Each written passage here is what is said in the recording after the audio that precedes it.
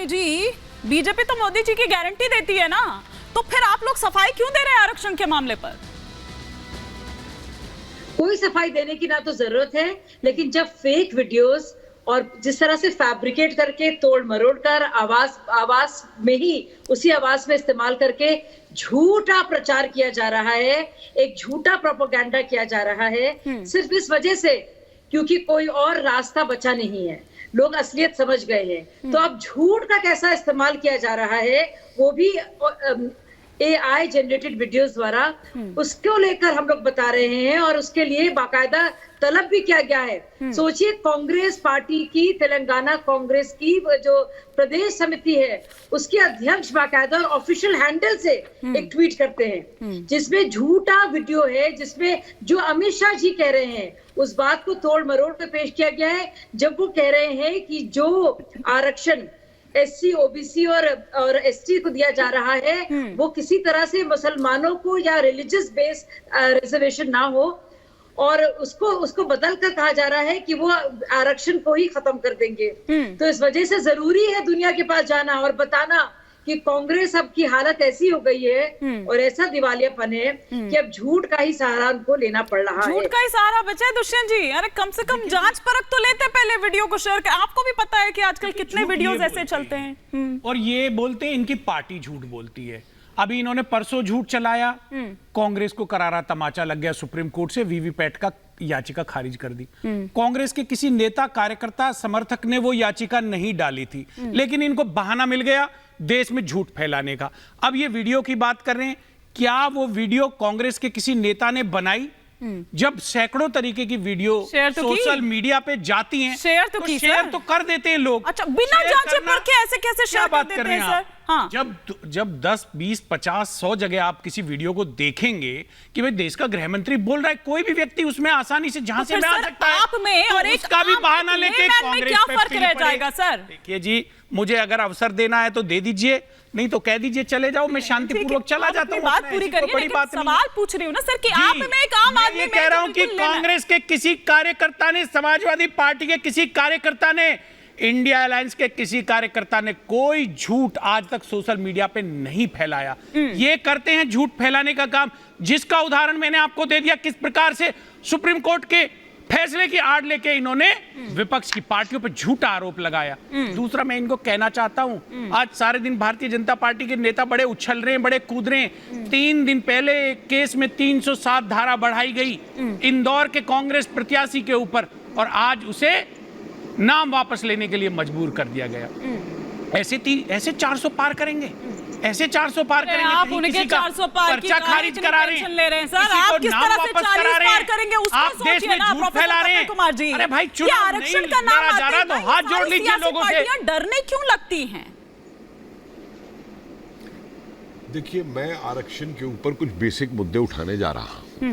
मैं इस झगड़े में नहीं पड़ रहा कि क्या वीडियो बना और किसने क्या कहा और क्या नहीं कहा।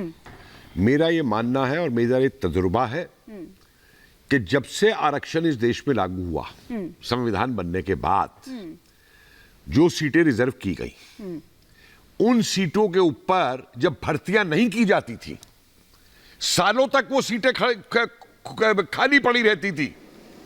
कांग्रेस ने अपने शासनकाल में क्या किया कि ये भर्तियां पूरी हो, और ये बात यहीं खत्म नहीं होती। जो लोग आरक्षण विरोधी थे वो क्या करते थे, मैंने शिक्षा में देखा है कि अगर सोशियोलॉजी के अंदर हमें SC या ST प्रोफेसर मिल सकता है, तो हम ये क्या करेंगे कि हम सोशियोलॉजी में आरक्षण नहीं करेंगे, हम रोस्टर ऐसा बना देंगे कि कंप्यूटर साइंस की पोस्ट को रिजर्व कर देंगे, जिसपे SC SC कैंडिडेट ना मिले और 3 बार उसकी मतलब उसको एडवर्टाइज कर दिया जाए और फिर उसको जनरल डिक्लेयर कर दिया जाए। एक बात यहां पे पूरी की पूरी। दूसरी चीज, इस पूरे रिजर्वेशन के मसले के ऊपर मुझे बताइए, मैं तो बहुत वो हूं कि जिस समय ये OBC को लेक्चरर्स में रिजर्वेशन दिया गया, तो बात आई कि SC को क्योंकि 50% की 55% की जगह 50% कर दिया गया है, तो OBC को भी 50 कर दिया जाना चाहिए। हमने उसको सपोर्ट किया फेडकूटा की तरफ से।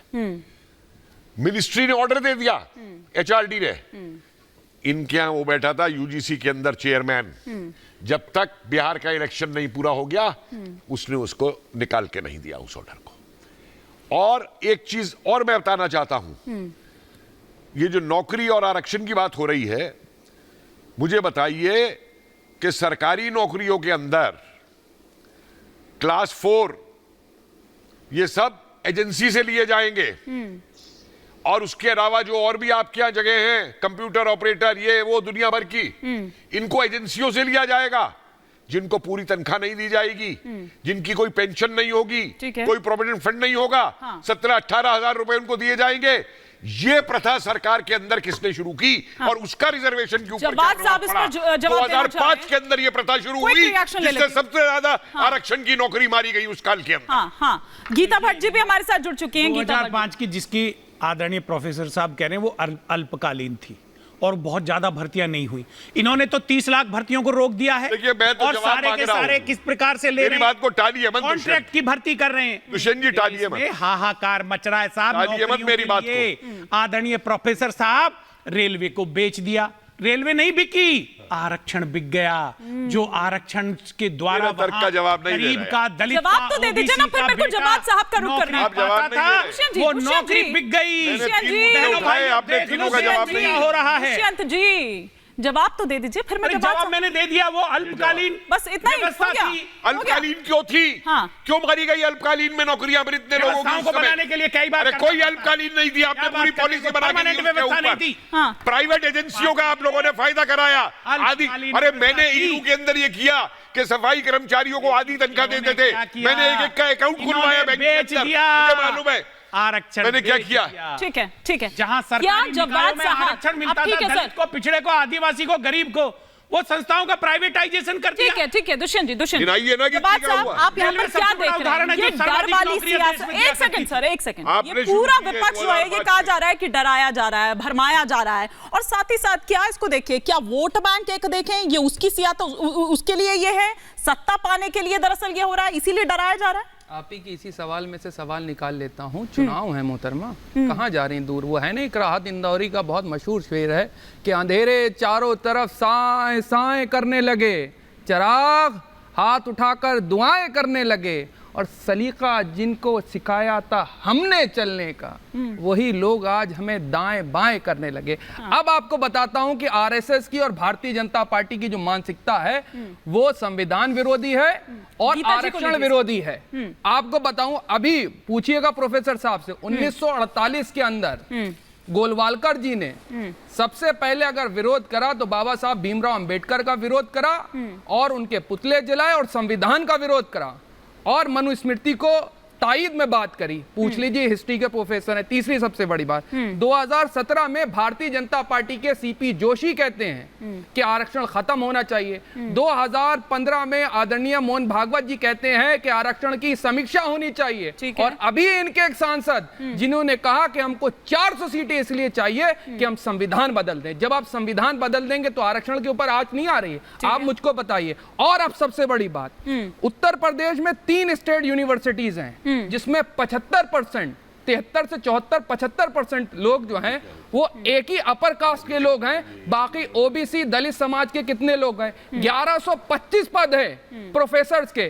पूछिए, 4 से 5%, 6%, 27% आरक्षण होने के बावजूद और जामिया की भी बात करिए। प्रोफेसर और प्रोफेसर के पद खाली पड़े हुए क्यों नहीं करे? 45 से 46 सेंटर यूनिवर्सिटीज हैं जिनमें से एक ही कास्ट, एक ही लोगों के लोग जो हैं वो वाइस चांसलर बनाए जाते हैं। ओबीसी, दलित और माइनॉरिटी कितने बनाए गए? प्रोफेसर साहब से पूछिए, क्या ये आपको भेदभाव और पक्षपात नहीं नजर आ रहा है? क्या इस पे चर्चा नहीं होनी चाहिए? आरक्षण अगर देना है तो असल मुद्दों के ऊपर आरक्षण देखिए। एएमयू पर बात करिए।